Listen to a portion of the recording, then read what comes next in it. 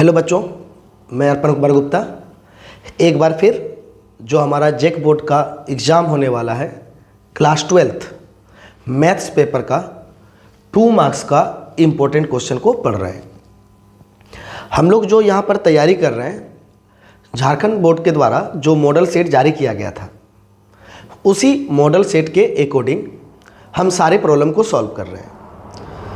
सबसे पहले आपका 2 मार्क्स का जो प्रॉब्लम आएगा वो रिलेशन फंक्शन से रिलेटेड रहेगा, फिर इन्वर्स ट्रिग्नोमेट्रिक फंक्शन से रिलेटेड रहेगा, फिर मैट्रिक्स डिटर्मिनेंट से रिलेटेड रहेगा, फिर डिफरेंशिएशन से रिलेटेड रहेगा और उसके बाद इंटीग्रेशन से रिलेटेड रहेगा। जिस तरह से पढ़ाया जा रहा है ना हर एक चैप्टर को, उसी तरह से 2 मार्क्स का एक के बाद एक क्वेश्चन रहेगा। ठीक है, पहला नंबर में आपका रिलेशन फंक्शन का 2 मार्क्स में रहेगा। दूसरे नंबर पे इन्वर्स ट्रिग्नोमेट्री फंक्शन से रिलेटेड क्वेश्चन रहेगा। फिर तीसरे नंबर में जो आपका रहेगा वो मैट्रिक्स या डिटर्मिनेंट से रिलेटेड रहेगा। चौथे नंबर में आपका जो क्वेश्चन रहेगा वह क्वेश्चन होंगे डिफरेंशिएशन से रिलेटेड। उसके बाद 5वें नंबर में जो रहेगा आपका वो रहेगा किससे रिलेटेड, 5वें और 6ठे नंबर में इंटीग्रेशन से रिलेटेड रहेगा। ठीक है बच्चों, और आप सोच रहे होंगे कि सर चैप्टर 6 से आप एक भी प्रॉब्लम को सॉल्व नहीं करवाए। तो बच्चों चैप्टर 6 से मॉडल सेट के अकॉर्डिंग आपके एग्ज़ाम में एक भी प्रॉब्लम आने वाला नहीं है। इसीलिए हम लोग चैप्टर 6 के किसी भी प्रॉब्लम को हम लोग सॉल्व नहीं कर रहे हैं। ठीक है, हमने क्लास स्टार्ट करने से पहले ही आप सबों को बता दिया था हमारा जो क्वेश्चन का पैटर्न है वो मॉडल सेट के अकॉर्डिंग है। मॉडल सेट इसीलिए जारी किया जाता है कि आप समझ सकें कि क्वेश्चन हमारे एग्ज़ाम में किस तरह से और किस चैप्टर से और किस एक्सरसाइज से रिलेटेड आने वाला है। आप उसी के तहत जब तैयारी करते हैं तो सारा चीज़ आपका सॉल्व हो जाता है। ठीक है, चैप्टर 2 में एक बार फिर से आपको रिमाइंड कर दें, चैप्टर 2 बोल रहे हैं, सॉरी, 2 मार्क्स से रिलेटेड आपके एग्ज़ाम में 8 क्वेश्चंस आने वाले हैं। ठीक है, जिसमें आपको आंसर्स देना है कितने का, 6 का ही देना है, 6 का ही देना है, 8 में से 6 का ही देना है आप, जिसमें आपका रिलेशन फंक्शन से रिलेटेड रहेगा।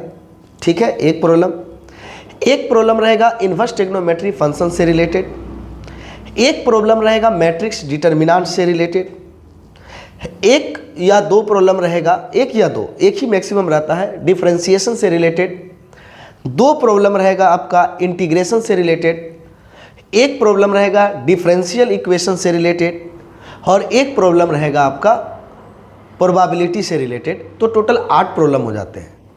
ठीक है, 8 प्रॉब्लम में से आपको 6 ही प्रॉब्लम का आंसर देना है। ठीक है बच्चों, तो बारी बारी से हम लोग सॉल्व कर रहे हैं हर एक चैप्टर को जो आने वाला एग्जाम में। हमें उन चैप्टर को 2 मार्क्स के लिए प्रिपेयर नहीं करना है जो हमें एग्जाम में नहीं आने वाला है। इसी को रणनीति कहते हैं बच्चों।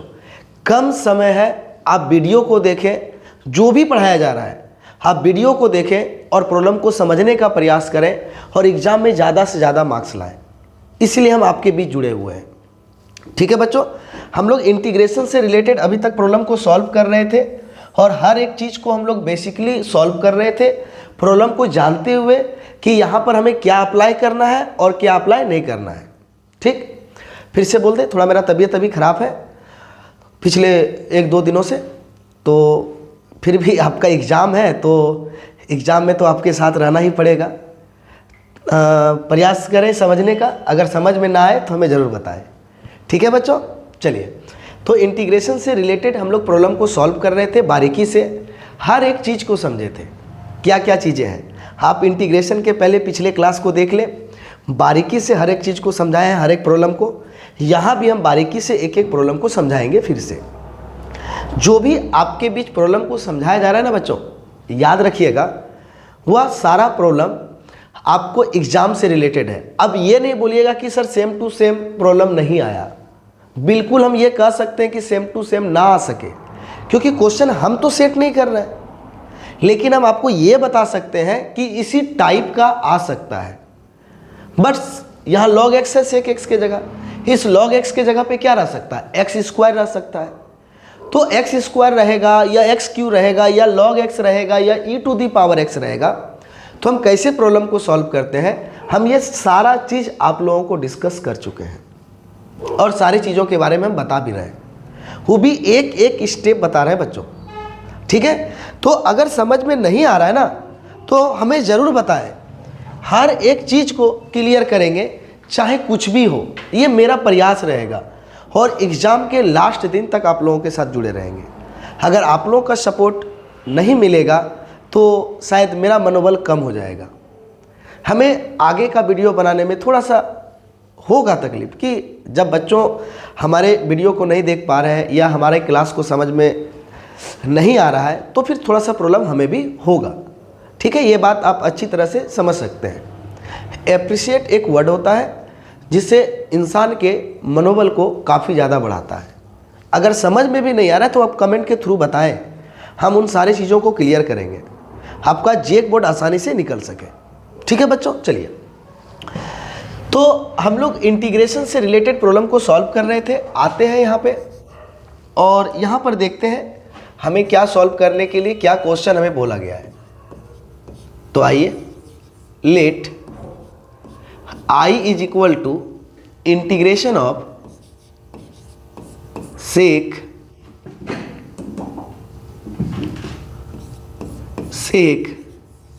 log x into 10 log x by x dx।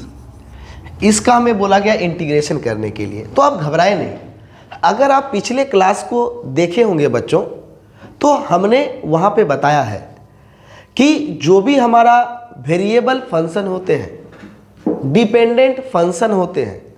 Dependent function मतलब कोई भी ट्रिग्नोमेट्री फंक्शन ले लीजिए, जैसे हम लोग क्या लेते हैं, साइन, कॉस, टेन, कॉट, सेक, कोसेक, ये सारा डिपेंडेंट फंक्शन है। अगर हम केवल इसको लिखते हैं ना छयों को तो ये मीनिंगलेस है, अभी इसका कोई मीनिंग नहीं है। लेकिन जैसे ही इसके साथ अगर हम कुछ एंगल में रख देते हैं तो ये सारा हमारा डिफाइन हो जाता है, अब ये सारे का मीनिंग हो जाता है, ठीक है। इसको हम लोग डिपेंडेंट फंक्शन कहते हैं। सिमिलर अगर हम लॉग लिखते हैं तो नहीं होगा, लॉग के साथ एक्स लगाना पड़ेगा। उसी तरह से e2 के साथ पावर में x लगाना पड़ेगा। तो कहता क्या है कि जब भी हमारा वेरिएबल फंक्शन हो, जब भी हमारा क्या हो, वेरिएबल फंक्शन हो, तो वेरिएबल फंक्शन में जो वेरिएबल रहता है, जो वेरिएबल रहता है, जो वेरिएबल रहता है जिस पे डिपेंड करता है हमारा फंक्शन, जो वेरिएबल रहता है वह हमारा लीनियर अलजेब्रिक ही होना चाहिए।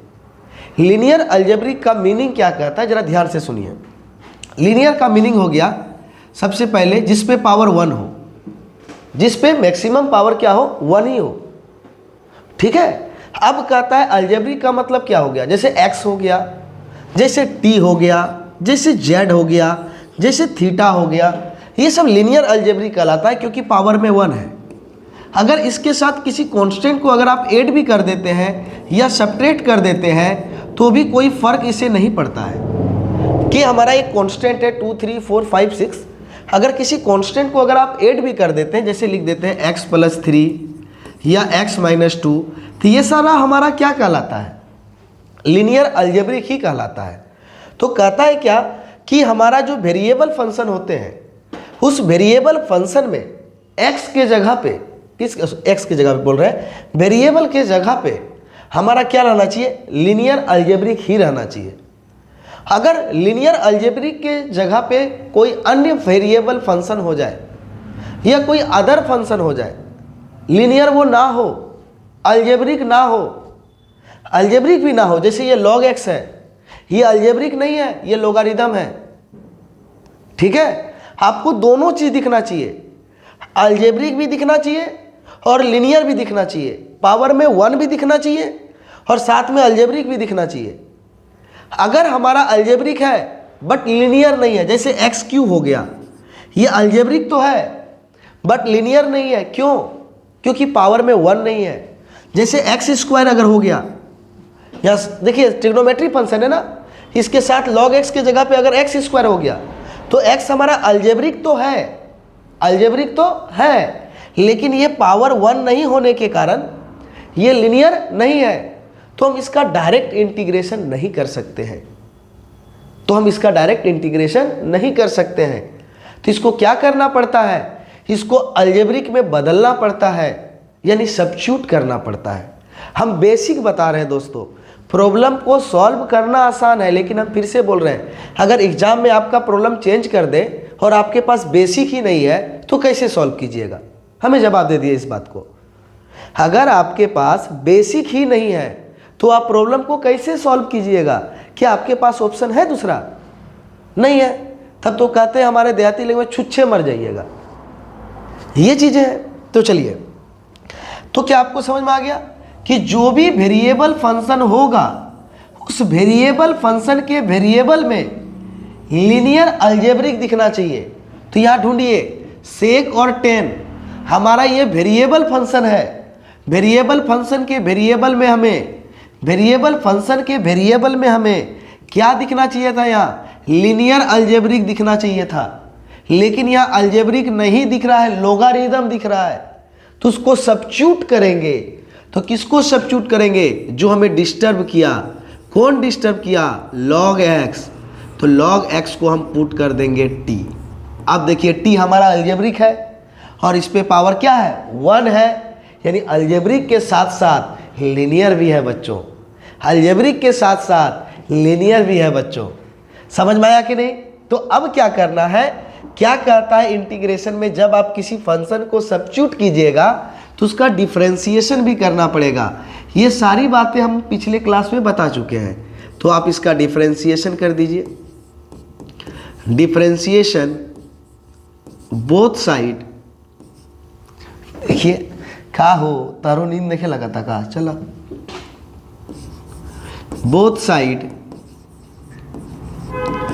With respect to x। तो आइए इसका हम डिफरेंशिएशन करते हैं। log x is equal to differentiation of t। log x का डिफरेंशिएशन बच्चों 1/x, t का dt बाई dx। आपको कुछ नहीं करना है, यहां से dx को फ्री करना है। dx is equal to dt by x। ओए ओए ओए रुक जा रुक जा, dt बाई एक्स नहीं होगा, रुक जा, लगता है कि कुछ ज़्यादा तबीयत खराब हो गया है मेरा। ये डिवाइड है, मल्टीप्लाई होगा ना, x dt होगा। ठीक है बच्चों, क्या समझ में आया? यहाँ पे हमें कौन डिस्टर्ब किया बताइए? यहाँ पे लीनियर के साथ साथ अलजेब्रिक होना चाहिए था, लेकिन लोगारिथम है, तो लोगारिथम है तो उसको हम लोग सब्स्टिट्यूट कर दिए t में। और जैसे इंटीग्रेशन में जब किसी फंक्शन को सब्स्टिट्यूट करते हैं तो उसका डिफरेंशिएशन करना पड़ता है, तो हमने उसका डिफरेंशिएशन कर दिया। log x का डिफरेंशिएशन 1/x, और वहाँ से हमने फ्री कर दिया dx को। अब आइए dx के जगह पे वैल्यू रखते हैं। इंटीग्रेशन आपका सॉल्व हो चुका है बच्चों, और i is equal to sec t into 10t। t कहाँ से आया? तो log x को हमने t माना है, by x into d x is equal to आपने क्या निकाला है? x dt। तो बोलिए ये x और x कैंसिल हो गया, तो आपके पास क्या बचा बच्चों? सेक t इंटू 10t dt। तो हम लोग इंटीग्रेशन जानते हैं, सेक x इंटू 10x का इंटीग्रेशन होता है सेक x प्लस c। तो यहां पर क्या हो जाएगा? सेक t इंटू 10t का integration sec t plus c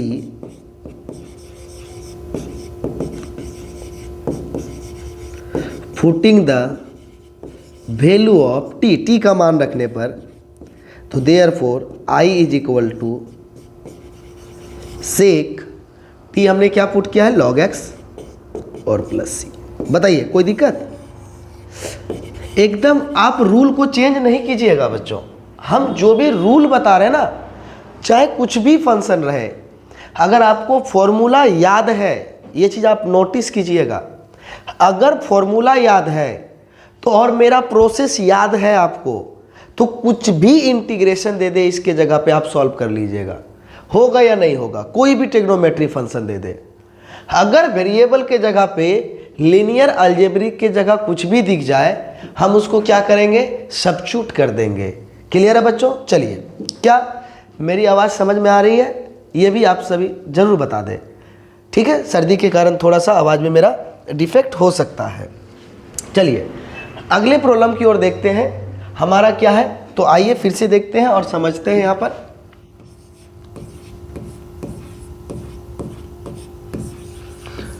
हाथ भी सही से नहीं चल रहा है, अभी थोड़ा सा कपकपी है, ठंड लग रहा है अधिक, और साथ में बुखार भी थोड़ा। Sign x Q D x, ये हो गया। आइए हमें इसका इंटीग्रेशन करने के लिए कहा गया है। देख के आप डरिएगा नहीं, बस हम इतना बोलेंगे, देख के डरिएगा नहीं प्लीज़ बच्चों। आप देखिए वेरिएबल फंक्शन है साइन, साइन क्या, साइन एक वेरिएबल फंक्शन है, उसका वेरिएबल क्वांटिटी कौन है, एक्स क्यू। लेकिन ये एक्स क्यू में क्या चाहिए था, क्या ये एक्स क्यू अलजेब्रिक के साथ साथ लीनियर है?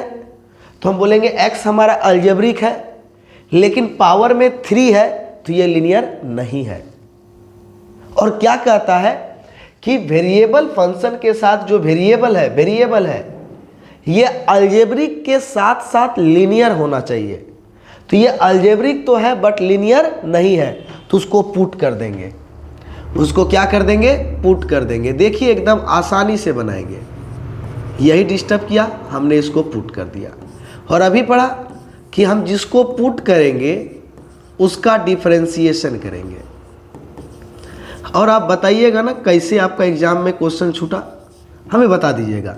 अगर मेरे क्लास को पूरी तरह से देखे हैं तो कैलकुलस का हर एक टॉपिक हम आसान बना देंगे, सिर्फ आपका साथ चाहिए हमें।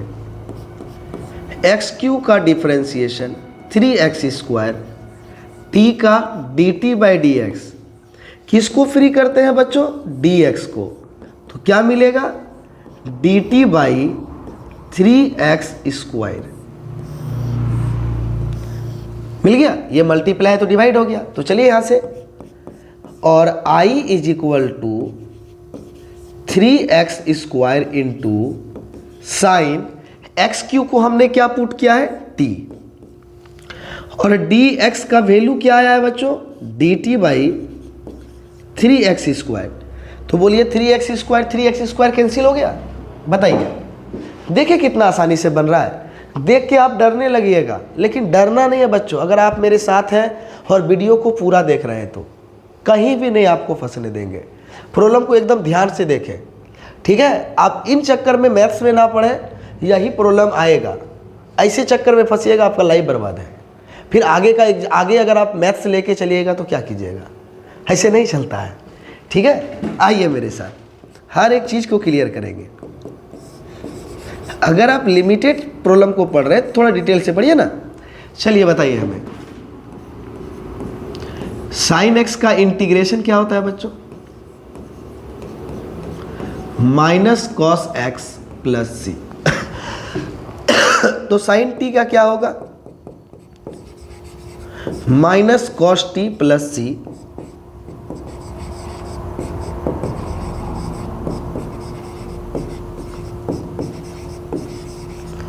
Putting the value of T, T का मान रखने पर, तो therefore I is equal to minus cos, t का वैल्यू कितना है, एक्स क्यूब।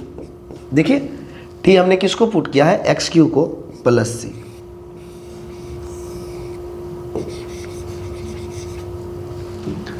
बताइए क्या था प्रॉब्लम में, कुछ हमने नया चीज पढ़ा, सिर्फ हमारा चेंज था। तो क्या था कि फंक्शन चेंज था और वेरिएबल फंक्शन के जगह पे वो फंक्शन चेंज था। बट हमें काम क्या करना है भाई, उसे पुट ही तो करना है। उसे करना क्या है, पुट ही तो करना है। हमने पुट कर दिया, और पुट करने के बाद वही डिफरेंशिएशन, सेम वर्क, सब चीज़ हो रहा है। समझ में आ रहा है ना। चलिए अगले प्रॉब्लम की ओर। अभी बहुत सारे प्रॉब्लम को सॉल्व करें, ये स्पेशल यूनिक टाइप का प्रॉब्लम है अभी जो हम लोग पढ़ रहे हैं। तो इसको जिस तरह से हम बताने वाले हैं उसी तरह से सॉल्व कीजिएगा, ठीक है। इसमें कोई रूल नहीं, कोई सिस्टम नहीं, आपको एकदम बाय रूल जिस तरह से बताया जा रहा है। ये सब जो कुछ प्रॉब्लम होते हैं ना इंटीग्रेशन में, आप किसी भी चैप्टर से रिलेटेड पढ़ें, उसके कुछ प्रॉब्लम ऐसे होते हैं जो यूनिक टाइप के होते हैं, आपको उसी तरह से ही बनाना पड़ेगा, कोई दूसरा फंडा आपके पास नहीं रहता है। तो सेम प्रॉब्लम है, तो इन सब प्रॉब्लम को काफ़ी ज़्यादा प्रैक्टिस कर लें। e to the power 2x minus 1 by e to the power 2x plus 1 dx। देखिए ये स्पेशल टाइप का प्रॉब्लम है। i इज इक्वल टू, क्या e to the power x को e to the power x into e to the power x लिख सकते हैं? कैसे? आइए हम यहां पे बताते हैं साइड में। e to the power x into e to the power x, देखिए बेस सेम है, मल्टीप्लाई है तो पावर ऐड होगा, और बताइए e to the power x plus x कितना हो जाएगा? 2x। क्या हमने 2x को ही इतना लिखा है? तो देख लीजिए क्या कोई गलती की है? समझ में आ गया? चलिए माइनस 1 बाय सेम चीज e to the power x into e to the power x plus 1 dx। हमने फिर से e to the power 2x को इतना लिख दिया। अब अगला स्टेप में क्या कीजिए, ध्यान से एकदम देखिए, e to the power x को कॉमन ले लीजिए, तो यहाँ e to the power x होगा, बट यहाँ e to the power x है नहीं और हमने कॉमन ले लिया है, तो उससे क्या करना होगा? डिवाइड। एक बार मल्टीप्लाई करके देख लीजिए यही आ रहा है कि नहीं आ रहा है। e to the power x into e to the power x, और ये मल्टीप्लाई होगा तो e to the power x cancel हो जाएगा, तो 1 ही बचेगा। आप यहाँ से भी e to the power x को कॉमन ले लीजिए, तो देखिए तो e to the power x plus यहाँ भी e to the power x नहीं है तो उससे डिवाइड हो जाएगा। डिवाइड हो गया बच्चों? तो बताइए यहाँ से तो e to the power x cancel हो जाएगा। अब बताइए यहाँ से i is equal to e to the power x minus e to the power minus x हो जाएगा जब ये ऊपर जाएगा तो। क्यों? क्योंकि हम बताए थे ना 1 by x to the power n, और इसको जब ऊपर ले जाते हैं तो पावर में क्या आ जाएगा? Minus n। तो सिमिलर हो गया। अब आ जाइए e to the power x plus, इसको ऊपर भेज देंगे फिर से तो e to the power minus x। अब देखिए तो हम जानते हैं डिवाइड के फॉर्म में हमारा इंटीग्रेशन नहीं होता है, जब भी होगा और मल्टीप्लिकेशन के रूल में हमारा नहीं होगा तो डिनोमिनेटर के टर्म को गायब करने का प्रयास करेंगे, बट अभी गायब नहीं होगा क्योंकि ऊपर में भी देखिए 2 टर्म है और नीचे में भी 2 टर्म है। कैंसिल होगा तो पूरा होगा, लेकिन पूरा कैंसिल नहीं हो सकता है क्योंकि यहाँ माइनस है और यहाँ पर प्लस है। तब हमें डिस्टर्ब कौन कर रहा है बताइए? तो डिवाइड किसके कारण हुआ है? नीचे वाले टर्म के कारण। तो ये हमें डिस्टर्ब कर दिया। अब जैसे डिस्टर्ब कर दिया तो आप इसको क्या करें? पुट कर दें। ये टर्म हमारा नहीं होना चाहिए। अगर ये टर्म नहीं रहता, जवाब दीजिएगा, अगर डिनोमिनेटर का टर्म नहीं रहता तो ये बचता, तो माइनस में होता कि नहीं होता? दोनों का इंटीग्रेशन अलग अलग हो जाता। लेकिन जैसे ये टर्म आ गया डिवाइड में तो ये प्लस माइनस में तो बदल ही नहीं सकता है। तो बताइए हम इस टर्म को गायब करेंगे कि नहीं? तो कैसे गायब करेंगे? उसको सब्स्टिट्यूट करके। अभी हमने देखा गायब करने के लिए सिस्टम, सब्स्टिट्यूट करने के लिए। डन है? चलिए अब जैसे हम पुट करते हैं ना भाई, तो हम उसका क्या करते हैं? Differentiation. Differentiation both side with respect to x।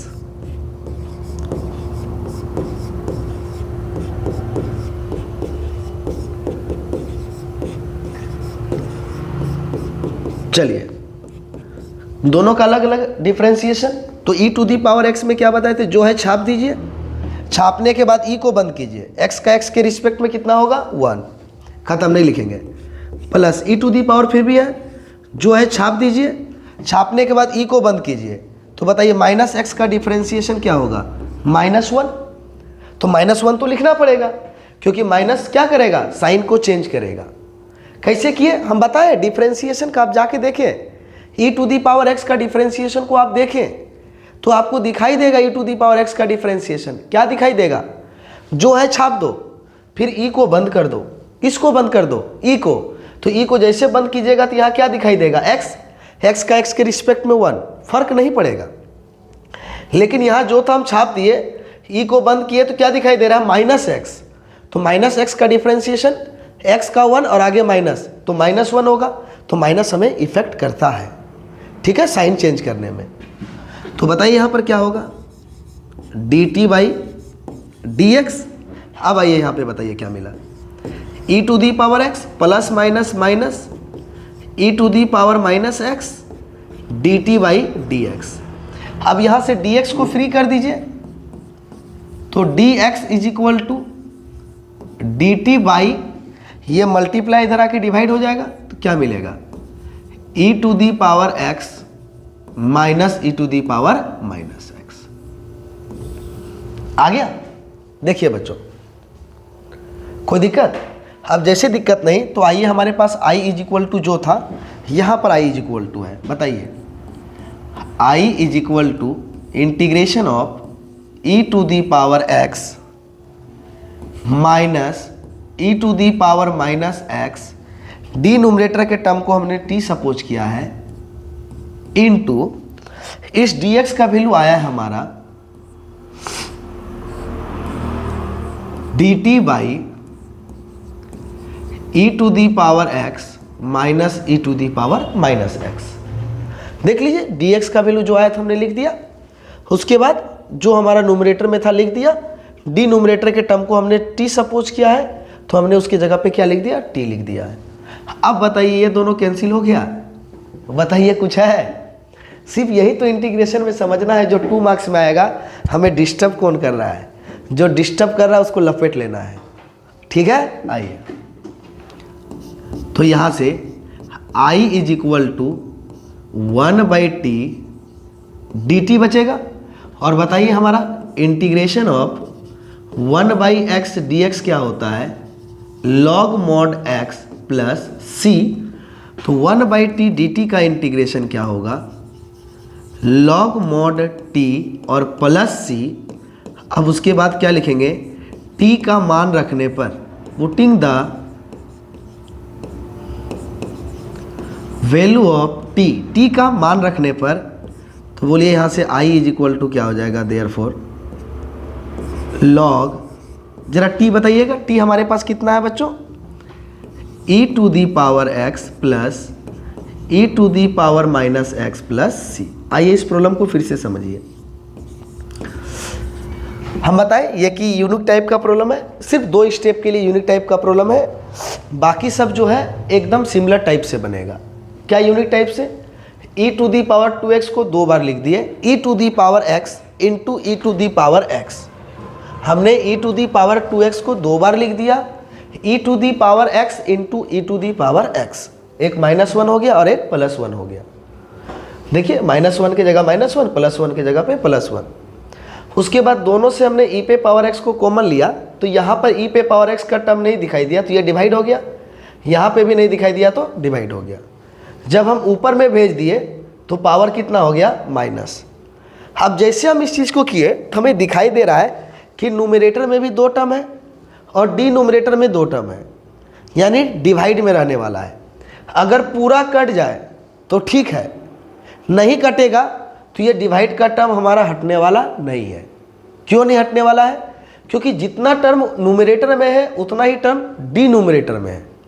अगर एक टर्म कम रहता तो कैंसिल होने का चांस है, लेकिन सेम टर्म रहेगा या उससे अधिक रहेगा तो कैंसिल होने का चांस कम है।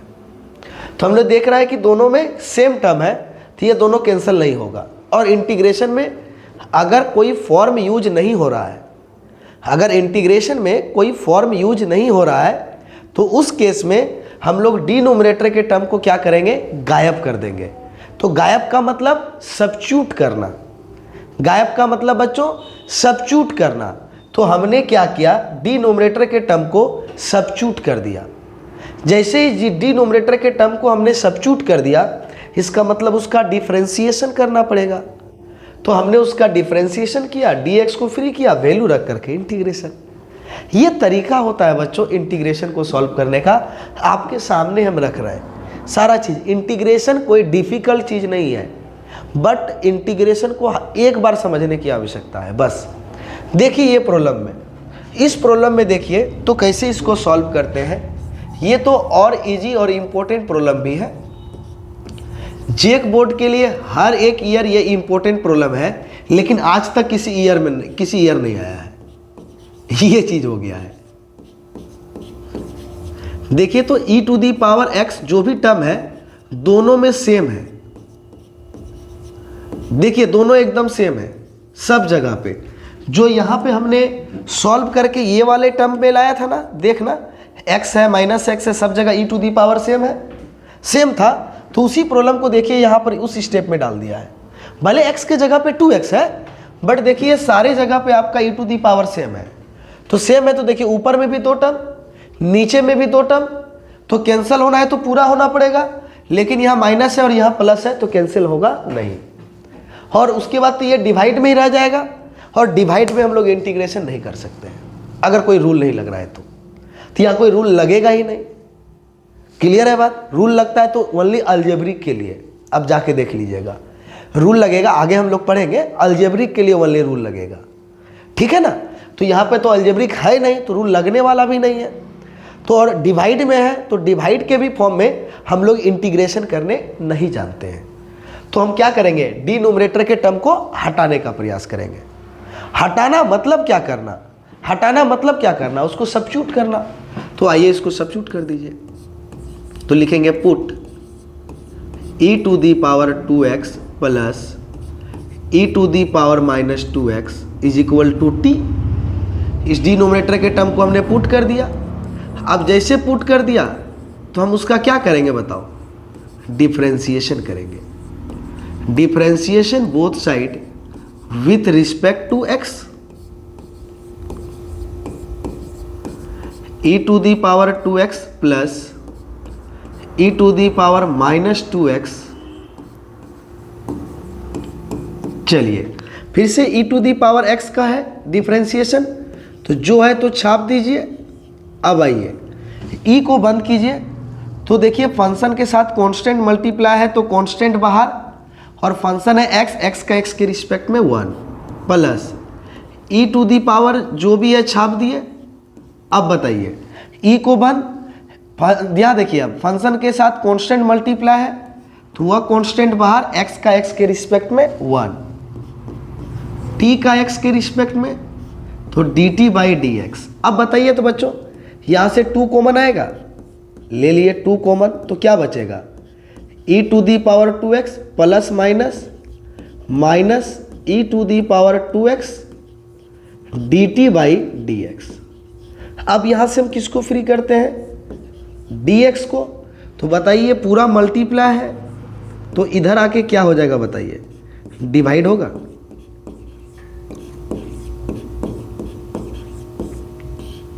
हो गया? बताइए बताइए बच्चों, कोई दिक्कत है क्या? इस टर्म में कोई दिक्कत है? हमने क्या किया, हर एक देखिए ना, इंटीग्रेशन कहता ही क्या है कि पहले समझ लीजिए जो हम बता रहे हैं डिवाइड के फॉर्म में होता ही नहीं है इंटीग्रेशन। या तो उसमें कोई फॉर्म यूज होगा तो फॉर्म यूज होता है अलजेब्रिक के लिए, या तो फॉर्मूला यूज होगा, बट हमें अभी कुछ भी यूज नहीं हो रहा है। तो जो हमारा डिनोमिनेटर का टर्म होगा ना उसको हटाने का प्रयास करते हैं, ठीक है। चलिए तो यहाँ से क्या हो गया, हम लोग काम करते हैं। तो बताइए, और i is equal to integration of e to the power 2x minus e to the power minus 2x whole divided by, देखिए इस टर्म को हमने t सपोज किया है, t into D t by, बोलिए dx की जगह पे, dx के जगह पे dt by 2 into e to the power 2x minus e to the power 2x। बोलिए ये दोनों टर्म हमारा कैंसिल हो गया। जैसे कैंसिल हो गया तो i इज इक्वल टू, देखिए ये 2 डिवाइड में है तो ये पूरा बाहर हो जाएगा, तो क्या बचेगा 1 बाई टी डी टी। और बताइए i is equal to 1 by T का integration log mod T plus C, 1 by T का लॉग मॉड टी। उसके बाद क्या करेंगे, putting the value of T, putting the value of T, T का मान रखने पर तो क्या हो जाएगा, therefore I is equal to 1/2 log mod T का वैल्यू बोलिए तो भाई क्या पुट किए हैं, e⁻² plus e⁻² plus c।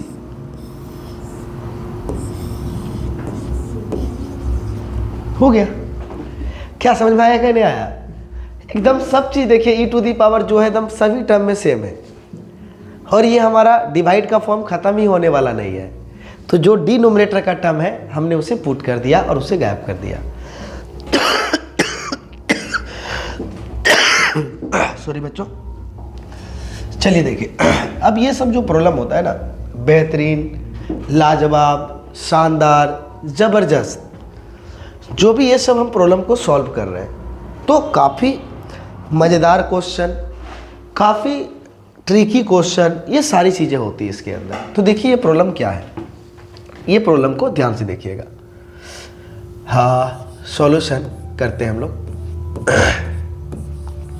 Late i is equal to 1/1 plus cot x dx। Denominator में cot x दिख रहा है, डिनोमिनेटर के टर्म को गायब भी करना है, तो 1/1 प्लस cot x को लिख सकते हैं cos x by sin x dx। cos by sin cot, यहां तक कोई दिक्कत? चलिए आगे चलते हैं। i इज इक्वल टू 1/ कुछ नहीं तो 1 है, एलसीएम हमारा आएगा sin x, तो बोलिए यहां से क्या मिलेगा, sin x plus cos x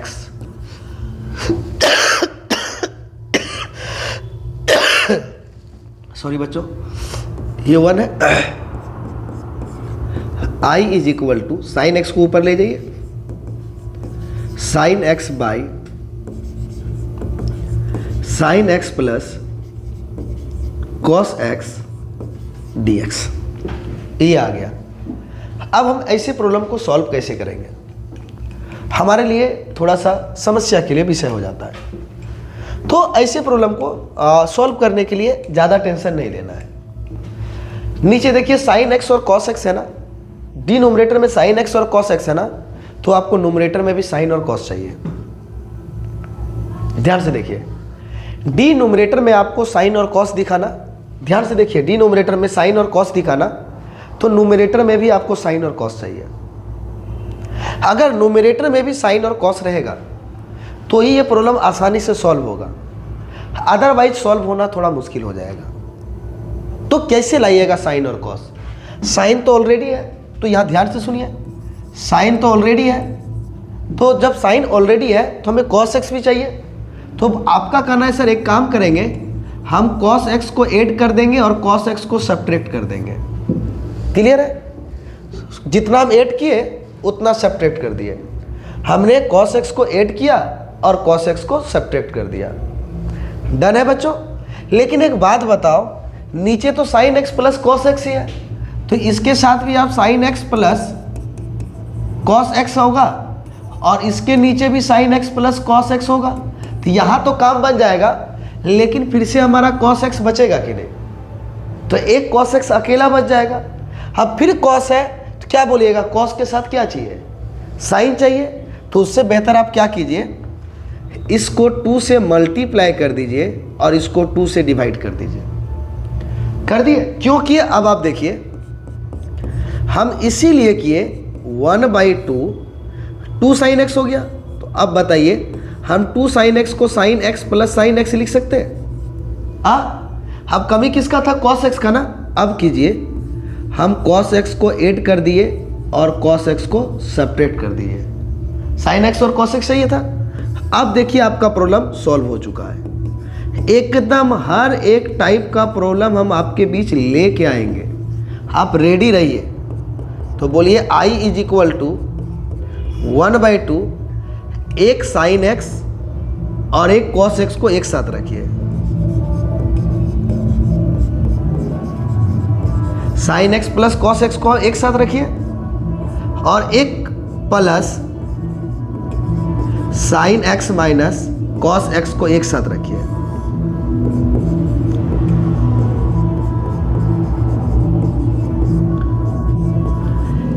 ये साइन एक्स और इस कॉस एक्स को एक साथ हमने रख लिया और इस साइन एक्स और माइनस कॉस एक्स को हमने एक साथ रख लिया। ऊपर में देखिए एक और एक 2 टर्म हो गया और नीचे एक टर्म हो गया।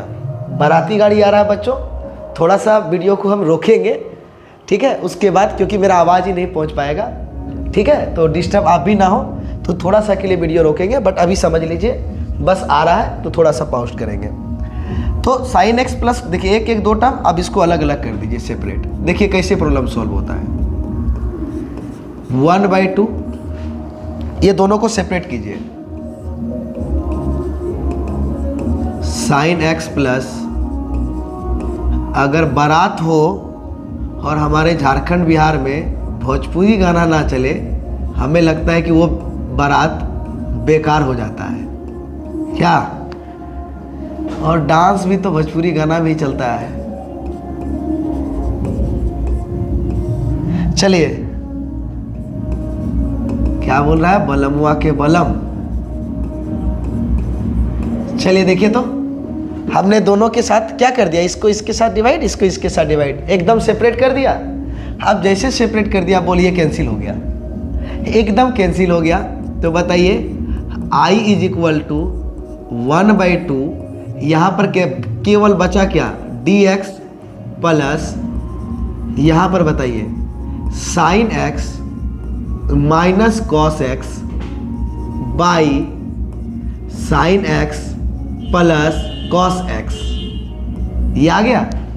अब देखिए बच्चों, जितना टर्म न्यूमरेटर में है उतना ही टर्म हमारा डिनोमिनेटर में है। जितना टर्म हमारा न्यूमरेटर में है उतना ही टर्म हमारा डिनोमिनेटर में है। और ये कैंसिल होने वाला नहीं है, क्योंकि वो माइनस है और यहाँ क्या है, प्लस है। तो भाई पुट करना ही पड़ेगा, करना पड़ेगा कि नहीं। तो आइए तड़ाक से इसको पुट कर देते हैं इस टर्म में। तो क्या, किसको पुट करेंगे, डिनोमिनेटर के टर्म को। तो put sine x plus cos x is equal to t. अब जिसको पुट करेंगे उसका क्या करेंगे हम लोग, differentiation. Differentiation both side with respect to x. होगा कि नहीं होगा। चलिए अब इसका डिफरेंशिएशन कीजिए। साइन एक्स प्लस, एकदम सेम टू सेम। ये तीसरा प्रॉब्लम है जो कैंसिल नहीं हो रहा है, तो हम डिनोमिनेटर के टर्म को हम लोग पुट कर रहे हैं। तो सारा प्रॉब्लम आपका एक जैसा है। साइन एक्स का differentiation cos x, cos x का differentiation minus sine x, T का dt बाई dx। हो गया। यहां से हम लोग dx को फ्री करेंगे तो क्या मिलेगा, dt by cos x minus sine x. बोलिए फ्री हो गया dx। तो आइए यहां से i इज इक्वल टू क्या था हमारे पास, i is equal to 1/2, bracket एकदम सबके साथ काम हो रहा है। ये dx का इंटीग्रेशन प्लस, एक चीज देखिए ना, यहाँ साइन x है प्लस में, यहाँ साइन x है माइनस में, यहाँ कॉस x है माइनस में, यहाँ कॉस x है प्लस में। क्या हम यहाँ से माइनस को कॉमन ले लें, तो चलिए हम माइनस को कॉमन ले लेते हैं। क्या कर लेते हैं, यहाँ न्यूमरेटर से माइनस को कॉमन ले लेते हैं। तो जैसे माइनस को कॉमन लेंगे दोस्त, तो ये माइनस वाला क्या बन जाएगा, प्लस। ध्यान से सुनिए, फिर से बता रहे हैं, जो यहाँ प्लस है यहाँ माइनस है, जो माइनस है वो क्या है, प्लस है। तो अपोजिट साइन है, तो हम यहाँ से क्या कर लेते हैं, माइनस को कॉमन ले लेते हैं। तो जैसे यहाँ से हम माइनस को कॉमन लिए तो माइनस वाला क्या बन गया, प्लस, और ये प्लस वाला क्या बन जाएगा, माइनस।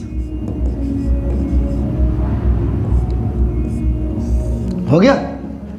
अब बताइए यहाँ पे sign x plus cos x को हम लोग क्या मान लिए हैं, टी, और ये dx किसके इक्वल आया है,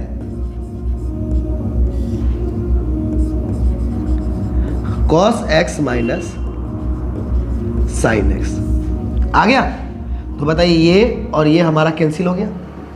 अब जैसे कैंसिल हो गया तो बताइए यहाँ से I is equal to 1/2 integration of d x minus 1/t dt बचा। अब आइए दोनों का इंटीग्रेशन कर देते हैं, हो गया 1/2 dx का इंटीग्रेशन x 1/t का log mod t और सबके बदला प्लस c। अब जैसे इंटीग्रेशन हो गया t दिखाई दे रहा है कहीं तो लिखेंगे putting the value of t का मान रखने पर। अब जैसे t का मान रखेंगे तो देयरफॉर 1/2x माइनस 1/2 को अंदर मल्टीप्लाई कर रहे हैं 1/2 log mod। अब t किसको पुट किए थे बताइए? साइन x प्लस कॉस x और प्लस c। ये प्रॉब्लम हो गया। अब देखिए इस प्रॉब्लम में हम नया चीज क्या किए हैं, इस प्रॉब्लम को पहले समझना जरूरी है। हम लोग क्या देखे कि 1/1 प्लस कॉट एक्स था। क्या था बच्चों? 1/1 प्लस कॉट एक्स था।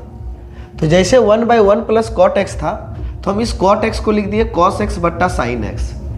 एकदम प्रॉब्लम को समझिए, कॉट एक्स को लिख सकते हैं कॉस एक्स बट्टा साइन एक्स। अब यहाँ से एलसीएम ले लिए, साइन एक्स हुआ, साइन एक्स मल्टीप्लाई हो गया तो ये साइन एक्स अंश में चला गया, चला गया। तो अब यहाँ पे साइन और कॉस के लिए नियम चलता है। साइन और कॉस के लिए नियम क्या चलता है बच्चों? जब आपको हर में साइन और कॉस दिखाई दे, जब भी आपको हर में साइन और कॉस दिखाई दे तो आपको अंश में भी साइन और कॉस लाना है। जब आपको हर में साइन और कॉस दिखाई दे तो अंश में भी साइन और कॉस लाना है। तो साइन तो ऑलरेडी पहले से अवेलेबल था, तो जब पहले से ऑलरेडी अवेलेबल था तो हम सोचे अगर एक कॉस एक्स को जोड़ दें और एक कॉस एक्स को घटा दें तो हमारा कॉस एक्स आ जाएगा। तो तुम जोड़े हो, ठीक है, वो आ गया एक कॉस एक्स, लेकिन एक कॉस एक्स एक्स्ट्रा हो गया कि नहीं? फिर इस कॉस एक्स को मैनेज करने के लिए एक साइन एक्स और एक कॉस एक्स को जोड़ना पड़ता, फिर साइन एक्स एक्स्ट्रा होता, मतलब एक ठो एक्स्ट्रा भाग रहा था। तो एक एक्स्ट्रा भागने के कारण हम यहीं पे क्या किए, इसको 2 से गुना कर दिए और 2 से भाग कर दिए। ठीक है, अब जैसे 2 से गुना और 2 से भाग किए तो ये 1/2 हो गया। अब ये 2 साइन एक्स को हम लिख दिए sign x plus sine x. अब हो गया तो अब क्या किए, उसी में कॉस एक्स को जोड़ दिए और कॉस एक्स को सब्ट्रैक्ट कर दिए। अब दोनों को कर दिए, कॉस एक्स को ऐड कर दिए और कॉस एक्स को सब्ट्रैक्ट कर दिए। अब यहाँ पर क्या किए, sign x plus cos x को एक साथ रख दिए और इस साइन एक्स और इस माइनस कॉस एक्स को एक साथ रख दिए। अब रखने के बाद देखिए एक और एक इस तरह से 2 टर्म दिखाई दिया तो दोनों को हम अलग अलग कर दिए। जब दोनों को हम अलग अलग कर दिए तो एक कैंसिल हो गया, एक बच गया। अब दोनों जैसे साइन कॉस दिखाई दिया तो देखिए हमारा डिवाइड में दिखाई दिया, सेम चीज है बट डिवाइड में दिखाई दिया। तो डिवाइड में दिखाई दिया तो ये हमारा कैंसल होना चाहिए, यानी कि हमारा डिनोमिनेटर का टर्म हटना चाहिए। तो हम देख रहे हैं कि ये माइनस है और ये प्लस है तो अभी हट नहीं सकता है। तो अभी हम लोग इस प्रॉब्लम को भी बनाए, जो डिनोमिनेटर के टर्म को हम लोग पुट किए, इस प्रॉब्लम को भी बनाए जो हमने डिनोमिनेटर के टर्म को पुट किए। उसी तरह से इस प्रॉब्लम में भी हमने क्या किया, इस डिनोमिनेटर के टर्म को पुट करके डिफरेंशिएशन करके dx का वैल्यू रख के सब हटा दिया। क्या पहले के जैसा प्रॉब्लम सॉल्व हुआ कि नहीं? बताइए कुछ अलग आ रहा है तो बताइए, कुछ अलग आ रहा है तो हमें बताएं जरूर। क्या समझ में आया या नहीं आया? कोई दिक्कत है यहाँ तक तो बोल दीजिए, हमें समझ में आ गया? चलिए नहीं आया हमें बताइएगा, हम फिर से समझाएंगे। यहाँ देखिए नेक्स्ट क्वेश्चन को एकदम आपको कंफ्यूज करना चाहा है और कुछ नहीं करना चाह रहा है।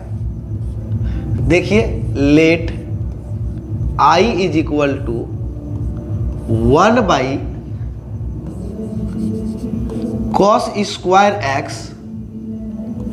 1 minus 10x to the whole square dx। अब इस प्रॉब्लम में बताइए i इज इक्वल टू, जिसको आप नोमिनेटर में भेज सकते हैं भेजिए, तो ये cos स्क्वायर ऊपर चला जाएगा तो बताइए तो 1 by cos x is equal to sec x होता है कि नहीं? बोलिए ट्रिग्नोमेट्री में 1 by cos x sec x होता है कि नहीं? तो कॉस स्क्वायर ऊपर चला जाएगा तो क्या होगा? Sec square x. अब बताइए 1 minus 10x to the whole square आ गया। अब जैसे ही आ गया बच्चों, तो आप फिर से देखिए ऊपर में हमारा क्या हो गया? Single term. हाँ, डिनोमिनेटर में सिंगल टर्म है, लेकिन स्क्वायर के अंदर देखिए 2 टर्म है, तब तो ये कैंसिल होने वाला नहीं है। तो अभी हम पढ़े, क्या पढ़े कि जब डिनोमिनेटर के टर्म हमें डिस्टर्ब किया तो उसमें जो हमारा 2 टर्म है, 2 टर्म कौन है? 1 माइनस 10x। अगर आप होल स्क्वायर लिखते हैं, अगर होल स्क्वायर के साथ लिखते हैं तो वो सिंगल टर्म होगा, लेकिन 1 माइनस 10x कितना टर्म हो गया? 2 टर्म हो गया। अब जैसे टर्म हो गया तो क्या मिला जरा बताइए। ओ क्या करेंगे बताइए? जिसको सब्स्टिट्यूट करेंगे उसका डिफरेंशिएशन करेंगे। उसका क्या करेंगे हम लोग? कहीं तो कुछ मच्छर है भाई, मत कर, हमें भी पढ़ाने दे और बच्चों को भी पढ़ने दे। ऐसे तो नहीं पढ़ा साल भर। 1 माइनस 10x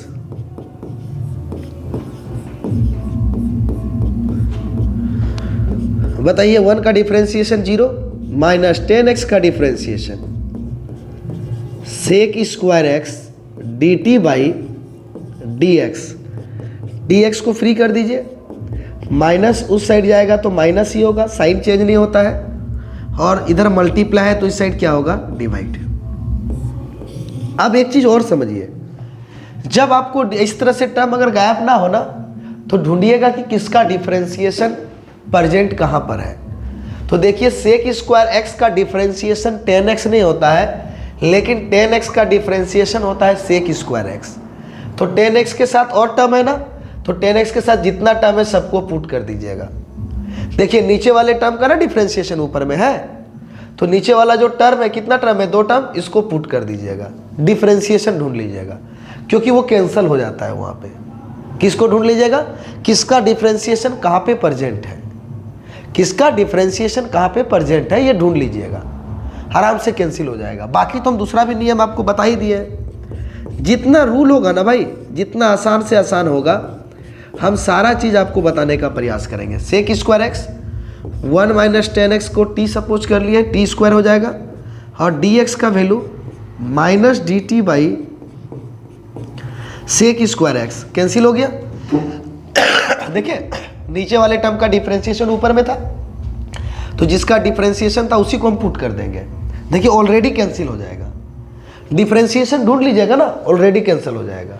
नहीं तो दूसरा तरीका हम बताए ही है, एकदम डिफरेंशिएशन। यहाँ पे देखिएगा, देखिए ना हम यहाँ पे इसको क्यों सब्स्टिट्यूट किए, नीचे वाले को क्यों पुट किए हैं, देखिएगा। देखिए डिफरेंशिएशन होगा, साइन एक्स का डिफरेंशिएशन होता है कॉस एक्स, और कॉस एक्स का होता है माइनस साइन एक्स, होता है कि नहीं? देखिए यहाँ पर जो प्लस में चाहिए वो माइनस में है, और जो माइनस में चाहिए वो प्लस में है। तो देखिए हम यहाँ माइनस को कॉमन लिए थे, है या नहीं है? फिर से देखिए, e पे पावर 2x का e to the power 2x, constant को मैनेज कर लेते हैं और साइन को मैनेज कर लेते हैं, ठीक है? कांस्टेंट और साइन को हम मैनेज कर लेते हैं। तो e to the power 2x का e to the power 2x, e to the power minus 2x का minus e to the power 2x। देखिए नीचे वाले टर्म का ऊपर में डिफरेंशिएशन है, तो देखिए नीचे वाले टर्म को पुट किया है। उसी तरह से यहाँ भी देखिए e to the power x का e to the power x, e to the power minus x का differentiation e to the power minus x, इसलिए डिनोमिनेटर वाले टर्म को हमने पुट किया है। डिफरेंशिएशन मिल जा रहा है, इसीलिए हमने पुट किया है। तो दूसरा इस तरह से भी आपको समझना है, ठीक है बच्चों? तो उससे क्या होता है, जितना आसानी से हो प्रॉब्लम सॉल्व हो जाता है। तो आपके पास यहाँ क्या बच गया बच्चों? i is equal to minus 1 by t square d t. तो इंटीग्रेशन में आप फॉर्मूला याद रखना है, 1 by x to the power n का माइनस n नहीं, ये जो माइनस n होता है ना, वो डिफरेंशिएशन का होता है। माइनस n जो लिखते हैं ना, वो किस में लिखते हैं? डिफरेंशिएशन में लिखते हैं। माइनस n जो लिखते हैं ना, वो डिफरेंशिएशन में। इसका क्या होता है, जरा ध्यान से सुनिए। -1 बाई जितना पावर है उसमें एक कम, और x to the power n-1, ठीक है? जितना पावर होगा वो माइनस होगा एक और उतना ही नीचे हो जाएगा। जैसे अगर हम करते हैं, एक एक चीज़ का ध्यान से समझें। जैसे अब एग्जाम्पल में हम बताते हैं 1/x² का इंटीग्रेशन, 1/x का नहीं कर दीजिएगा, 1/x का log mod x होता है, ऊपर भेज दीजिए x⁻² dx। अब x⁻n का इंटीग्रेशन, जितना पावर है उसमें +1 और उसी से डिवाइड सी। तो बताइए x⁻−1 और नीचे भी -1 हो गया। अब इसको लिखेंगे तो कैसे लिखेंगे, पावर में -1 है तो बताइए -1 इंटू x⁻1 लिखेंगे, लिखेंगे या नहीं लिखेंगे, बोलिए। पावर में माइनस था, नीचे ले आए तो वो पावर क्या हो गया, प्लस। अब इसी का फॉर्म देखिए, पावर को माइनस को हम लिख दिए अंश में, 1 इंटू x⁻1 प्लस c हुआ। अब बताइए हम इसको क्या लिख सकते हैं, इस 1 को, पावर कितना है बताइए 2, तो 2 है तो 2 - 1 लिख सकते हैं, और यहाँ भी पावर 2 - 1 लिख सकते हैं। देखिए वही लिखे हैं कि नहीं, तो वहीं से हमारा फॉर्मूला ये रेडी हो जाता है। तो कितना हो जाएगा बताइए, 1/t² का इंटीग्रेशन कितना हो जाएगा, i = माइनस, पहले से है ये minus, -1/n-1 t⁻n-1 plus c। सही है गलत, क्या हो जाएगा बताइए, n-1/n-1 x⁻n-1। तो n का काम यहाँ कौन कर रहा है, 2, तो 2 - 1 t⁻2 - 1। तो बताइए i = माइनस माइनस प्लस 1/2 - 1 नहीं लिखेंगे, और यहाँ पर t⁻2 - 1 तो हम यहाँ भी पावर में नहीं लिखेंगे। अब क्या आ गया t, तो यहाँ लिखेंगे putting the value of t, यानी t का मान रखने पर। किसका मान रखने पर बच्चों, t का मान रखने पर। तो t का मान हमारा क्या है बताइए, 1 - 10x। तो therefore i = 1/1 - 10x plus c। Clear है, समझ में आया कि नहीं आया। हमने देखा कि cos² सिंगल था, ऊपर भेज दिया, sec² हो गया। अब देखिए डिनोमिनेटर के टर्म का डिफरेंशिएशन दिखा, जो 1 - 10x का था, हमने उसको पुट कर दिया, सॉल्व कर दिया। और याद रखिएगा कि इसका इंटीग्रेशन 1/x पे नहीं अप्लाई कीजिएगा, 1/x का इंटीग्रेशन log mod x, बाकी जिसका भी बोल दे। जैसे इंटीग्रेशन ऑफ 1/x³ का बोले तो क्या लिखेंगे, -1/3 में एक कम पावर कितना हो जाएगा 2, और उतना ही लिख दीजिए। डिफरेंशिएशन वाला जी, जो पावर है उसमें एक माइनस कर देते हैं ना, जो पावर है बाहर, तो यहाँ पे माइनस करके बाहर करना है, ठीक है। जैसे अगला देखिए 1/x⁴ -1 कितना पावर है 4, उससे एक कम 3, उतना ही पावर। हरा आसानी से याद हुआ कि नहीं, प्रैक्टिस कर लीजिए ना। 1/x⁵ -1 कितना पावर है 5 ना, उससे कम कितना हो गया 4, वही पावर में लिख दीजिए ना। आ रहा है या नहीं आ रहा है बताइए। जैसे 1/x⁶ पावर 6 से कम कितना होगा 5, और x⁵ प्लस c। बताइए 1/x⁴n का फॉर्मूला समझ में आया या नहीं आया आप सबों को, बताइए। 1/x⁴n का फॉर्मूला समझ में आया या नहीं आया आप सबों को, एक बार बता दीजिए हमें अच्छी तरह से। जितना ज़्यादा अगर आप लोगों को समझ में आ रहा है या नहीं आ रहा है, मेरे वीडियो को देख रहे हैं तो ज़रूर कमेंट करके बताइए, क्योंकि बच्चों एक से बढ़कर एक प्रॉब्लम को हम सॉल्व कर रहे हैं इंटीग्रेशन से 2 मार्क्स से रिलेटेड। और एक बार बता दें, क्या है बताएंगे यहाँ पर कि आपका सेम टू सेम नहीं भी आए, बट इससे रिलेटेड प्रॉब्लम जितना हम बता रहे हैं ज़रूर होगा। और जब एग्ज़ाम दे करके आइएगा तो मेरे चैनल में ही जुड़िएगा, हम बताएंगे क्या क्या आप लोगों को बताए थे। सिर्फ जितनी बातों को हम आपके सामने रख रहे हैं, उन सारे बातों को आप समझ लीजिए एक बार, सिर्फ बातों को समझ लीजिए। देखिए इस प्रॉब्लम में आपको कैसे बुड़बक बनाया गया है, देख लीजिए कैसे बुड़बक बनाया गया है। आप लोग हैं क्या बुड़बक, एक बार बता दें। सोच रहा होगा कि सर हम लोग बुड़बक नहीं है। अरे हो भाई, अगर आता तो इसको अभी तक सॉल्व कर चुका होता। देखिए यहाँ पे साइन स्क्वायर एक्स है, तो बताइए तो साइन स्क्वायर एक्स को हम क्या लिख सकते हैं, 1 माइनस कॉस स्क्वायर एक्स लिख सकते हैं। बताइए कैसे। Sine square x plus cos square x is equal to 1, और बताइए sine square x is equal to 1 minus cos square x. लिख सकते हैं कि नहीं लिख सकते? अब बोलिए 1 को क्या लिखेंगे, 1 का स्क्वायर लिख सकते हैं। 1 का स्क्वायर 1 ही होता है ना। तो बताइए ए स्क्वायर माइनस बी स्क्वायर, तो ए स्क्वायर माइनस बी स्क्वायर का मतलब ए माइनस बी इंटू ए प्लस बी। बोलिए आप लोगों को बुड़बक बनाया था कि नहीं बनाया था?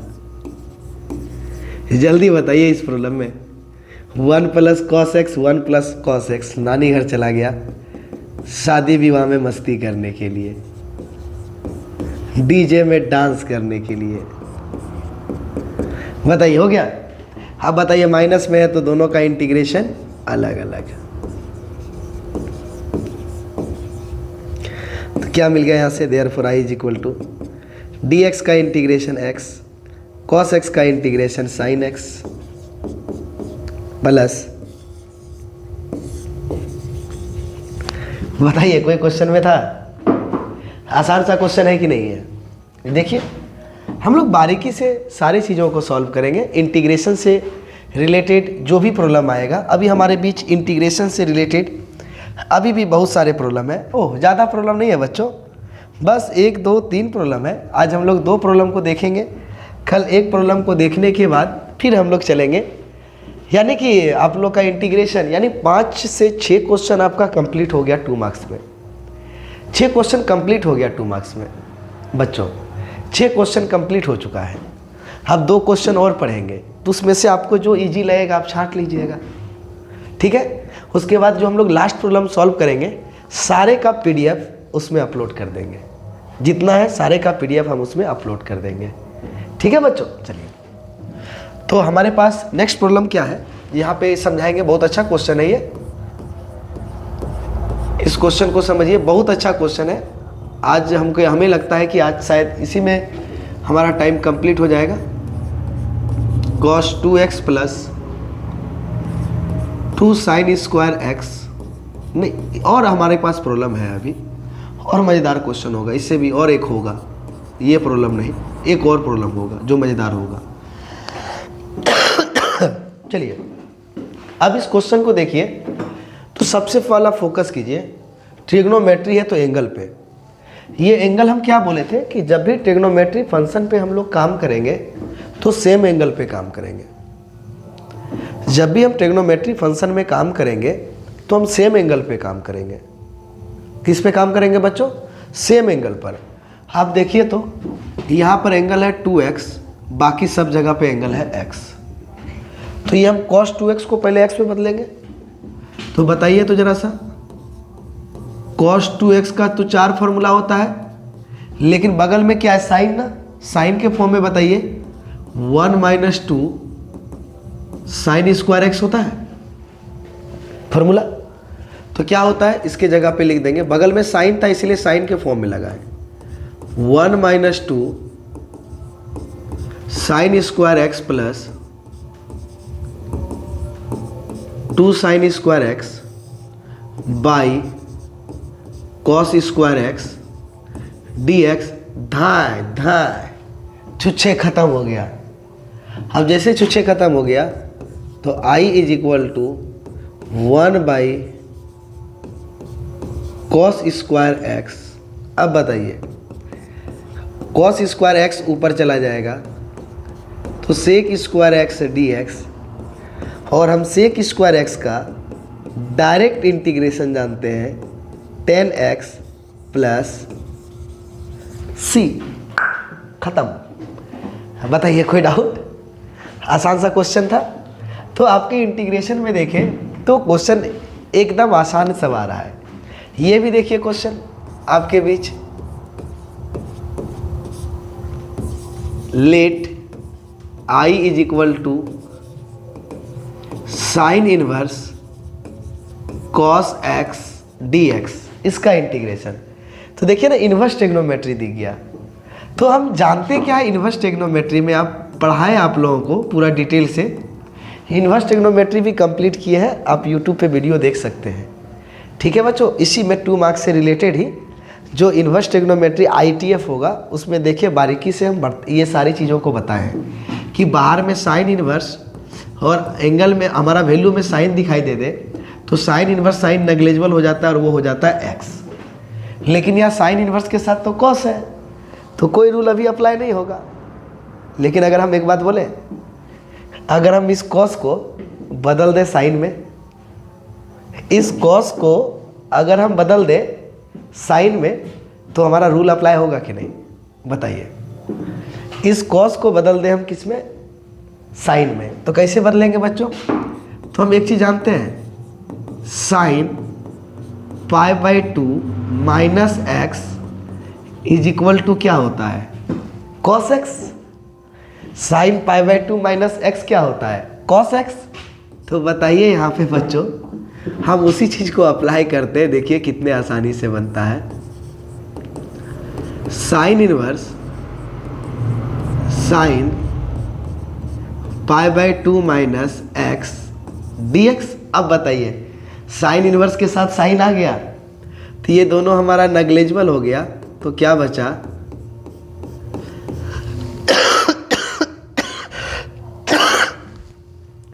π/2 माइनस एक्स बचा। बताइए क्या बचा? π/2 माइनस एक्स। अब बताइए π/2 कांस्टेंट है तो इंटीग्रेशन साइन से बाहर dx और माइनस एक्स dx। और बताइए π/2 dx का इंटीग्रेशन x माइनस x का इंटीग्रेशन x²/2, क्योंकि पावर 1 है, और प्लस कितना? c। अब बताइए यहाँ से क्या क्या हमारा कॉमन आएगा? यहाँ से बताइए x कॉमन आएगा? नहीं, रहने दीजिए ना, इतने को आंसर करते हैं ना, छोड़िए, क्यों ज़्यादा हमें दिमाग लगाना, यही पे आंसर छोड़ देते हैं। 2 नंबर तो देने वाला है। क्या किए? Sine inverse sine x is equal to x होता है, लेकिन साइन इनवर्स के जगह पे हमें दिया हुआ था कॉस। तो हमने उस कॉस को किस में बदल दिया? हमने उस कॉस को बदल दिया साइन में। उस कॉस को किस में बदल दिया? साइन में, और हमारा रूल बदल गया। प्रॉब्लम सोल्व हो गया। ये लास्ट प्रॉब्लम है। तो चलिए इसको बना ही देते हैं। आज इंटीग्रेशन को 2 मार्क्स का ख़त्म करते हैं। ज़बरदस्त क्वेश्चन है, समझने वाली क्वेश्चन है और आसान सा क्वेश्चन है। ठीक है बच्चों, देखिए यहाँ पे कैसे बनता है प्रॉब्लम को। आइए हमारे साथ, हम यहाँ पर कुछ बताएंगे, इसको ध्यान दीजिएगा। क्वेश्चन बहुत अच्छा है, एग्जाम में पूछा गया क्वेश्चन है। cos 2x minus cos 2 alpha by cos x minus cos alpha dx। सर्दी से तो वाकई परेशान हो गए। चलिए अब देखिए, यहाँ पे आप लोगों को एक बात बतलाना चाहते हैं। इंटीग्रेशन हो, डिफरेंशिएशन हो, जो भी चीज़ है, आप सबों के बीच एक बात बतलाना चाहते हैं। उस बात को थोड़ा ध्यान से सुनिए। क्या बतलाना चाह रहे हैं, सुनिए। जब हमारा इंटीग्रेशन, यहाँ पे समझा रहा है, समझिएगा। जब हमारा इंटीग्रेशन x के रिस्पेक्ट में हो तो हमारा x का टर्म ही केवल वेरिएबल होता है, बाकी जो भी दिखाई दे वो हमारा कांस्टेंट कहलाता है।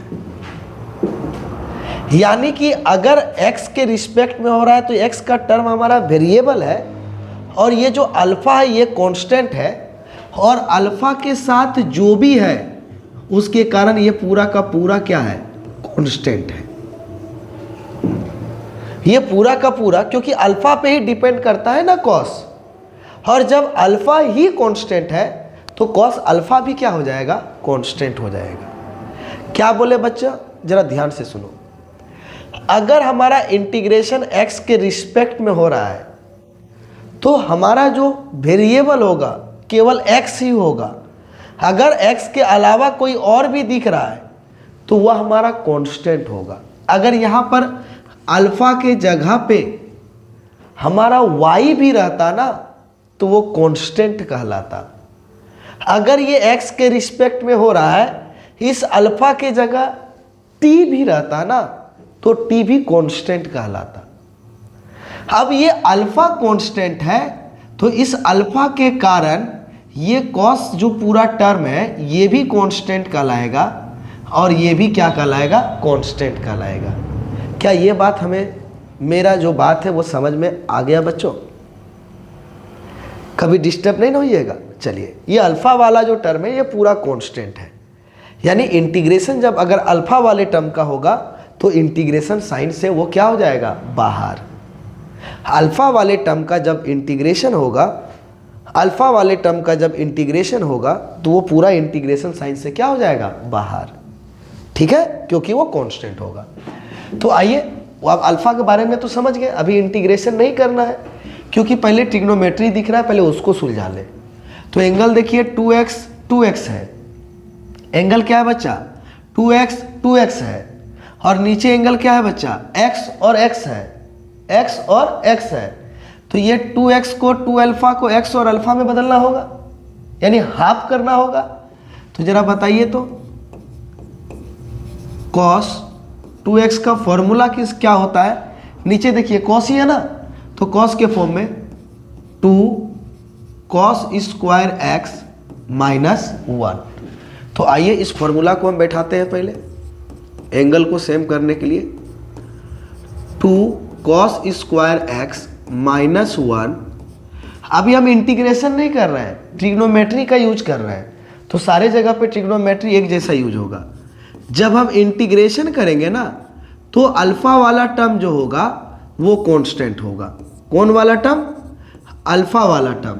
जब इंटीग्रेशन करेंगे तो, अदरवाइज ट्रिग्नोमेट्री के लिए तो रूल हमारा जो होता है, ट्रिग्नोमेट्री के लिए हमारा रूल जो होता है वो इक्वल रूल होता है। 2 cos square x minus 1 minus 2 cos square alpha plus 1 by cos x minus cos alpha dx। Plus 1 minus 1 cancel, बोलिए 2 और 2 कॉमन आएगा इंटीग्रेशन साइन से बाहर। एक बार में इसको उठा के फेंक दिए इंटीग्रेशन से बाहर। एक बार में दोनों को उठा के हम फेंक दिए। cos x minus cos alpha dx। अब बताइए a square minus b square, तो a square minus b square क्या होता है बच्चों, ओह 2 सबके साथ काम होगा ना, bracket a minus b into a plus b bye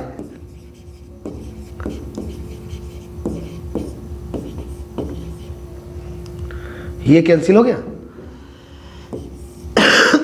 sorry ये हमारा हो गया। अब जैसे हो गया तो क्या बचा आपके पास बताइए, i is equal to 2 cos x plus cos alpha dx। अब बताइए दोनों का इंटीग्रेशन अलग अलग, cos x dx अलग। अब बताइए इसका इंटीग्रेशन होगा, तो अभी बताएं x का रिस्पेक्ट में ये अल्फा का टर्म क्या कहलाएगा, कांस्टेंट। और कांस्टेंट है तो ये इंटीग्रेशन साइन से बाहर, तो किसका इंटीग्रेशन होगा, केवल x का। तो बताइए यहाँ से cos x का इंटीग्रेशन क्या होगा, sin x plus cos alpha dx का इंटीग्रेशन x प्लस c। और इसी को सजा के लिख दीजिए तो क्या मिलेगा यहाँ से, i is equal to 2 sin x plus 2x into cos alpha plus C. फिर से हम बता देते हैं कि हमारा x के रिस्पेक्ट में इंटीग्रेशन हो रहा है तो x वाला ही हमारा वेरिएबल होगा, अदरवाइज कांस्टेंट होगा। तो अल्फा कांस्टेंट है तो अल्फ़ा से रिलेटेड जो टर्म था वो पूरा क्या हो जाएगा, कांस्टेंट हो जाएगा। तो 2 मार्क्स का जो आपका इंटीग्रेशन है बच्चों, यहाँ से हमारा कंप्लीट होता है। 2 मार्क्स से रिलेटेड जो हमारा क्वेश्चन था इंटीग्रेशन से रिलेटेड बच्चों, तो जितनी बातें 2 मार्क्स से रिलेटेड था हम सारी बातों को आपके बीच हम रख दिए। ठीक है, अब यहाँ पे 2 बातें याद रखिएगा कि जब 0 का इंडेफिनिट इंटीग्रेशन होगा ना तो हम केवल c लिखते हैं, लेकिन अगर हम 0 का अगर हम डिफिनिट इंटीग्रेशन करते हैं ना a to b, a का वैल्यू कुछ भी हो सकता है और b का वैल्यू कुछ भी हो सकता है, तो उसको लिखते हैं 0। याद रखिएगा 0 का इंडेफिनिट इंटीग्रेशन c होता है या k लिखा जाता है आर्बिट्रेरी कांस्टेंट, और अगर हम 0 का डिफिनिट इंटीग्रेशन करते हैं तो 0 लिखते हैं। ये 2 बातें याद रखिएगा ऑब्जेक्टिव के लिए। तो इंटीग्रेशन में जो हमें लगा इम्पोर्टेंट क्वेश्चन, उससे रिलेटेड हमने सारे इंटीग्रेशन को आपके समक्ष रख दिया। ठीक है बच्चों, अगर इंटीग्रेशन का हर एक चीज़ समझ में आ गया तो हमें ज़रूर बताएं, या सर कुछ आपको स्पेशल अगर कोई डाउट है तो वो भी इंटीग्रेशन से रिलेटेड हमें बताएं। अभी 3 मार्क्स में भी हम लोग सॉल्व करेंगे इंटीग्रेशन को, यही इंटीग्रेशन ख़त्म नहीं होता है, ये 2 मार्क्स से रिलेटेड था। तो बच्चों आपका जो 8 में से 6 क्वेश्चन सॉल्व करना था ना, 6 क्वेश्चन अब आप सॉल्व कर सकते हैं 2 मार्क्स का। ठीक है, और अब 2 मार्क्स को हम लोग अगले क्लास में देखेंगे, सॉरी 2 क्वेश्चंस को हम लोग अगले क्लास में देखेंगे। और अगर समझ में आ जा रहा है तो वीडियो को ज़्यादा से ज़्यादा शेयर करें, और समझ में नहीं आ रहा है तो हमें कमेंट के थ्रू बताएं, हम फिर से वीडियो को अच्छी तरह से समझाने का प्रयास करेंगे। तब तक आज के क्लास में यहीं तक विदा लेते हैं। क्लास में बने रहने के लिए बच्चों आप सभी को तहे दिल से धन्यवाद।